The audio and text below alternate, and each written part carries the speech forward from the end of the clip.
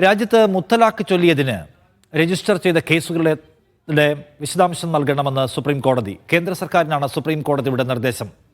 D Dhanasumod കൂടുതൽ വിവരങ്ങളുമായി ഡൽഹിയിൽ നിന്ന്. ധനസുമോദ്, എന്താണ് കോടതി ഇത്തരമൊരു ആവശ്യം ഉന്നയിക്കുന്നത്? അതിന്റെ പശ്ചാത്തലം എന്താണ്? നിഷാദ്, മുത്തലാഖിന് എതിരായിട്ടുള്ള ഹർജികൾ സുപ്രീം കോടതി ഒരു കൂട്ടം ഹർജികൾ പരിഗണിക്കുകയായിരുന്നു. ഈ സമയത്താണ് ചീഫ് ജസ്റ്റിസ് സഞ്ജീവ് ഖന്നയുടെ അധ്യക്ഷതയിലുള്ള ബെഞ്ച് ഇത്തരത്തിലുള്ള രാജ്യത്ത് എത്ര തരത്തിലുള്ള ഒരു കേസുകളാണ് എടുത്തിരിക്കുന്നത്, രാജ്യത്ത് എത്ര FIRകളാണ് ഓരോ സംസ്ഥാനത്തും മുത്തലാഖുമായി ബന്ധപ്പെട്ടെടുത്തിരിക്കുന്നത് എന്നുള്ളൊരു കാര്യം കൃത്യമായി സുപ്രീം കോടതിയെ അറിയിക്കണം എന്നാണ് ആവശ്യപ്പെട്ടിരിക്കുന്നത്. ഇതിന്റെ കൂടുതൽ വാദങ്ങളിലേക്ക് കടന്നിട്ടില്ല. കാര്യം ഈ വിവരങ്ങൾ ശേഖരിച്ചാൽ മാത്രമാണ് ഇക്കാര്യത്തിൽ ഒരു നടപടി.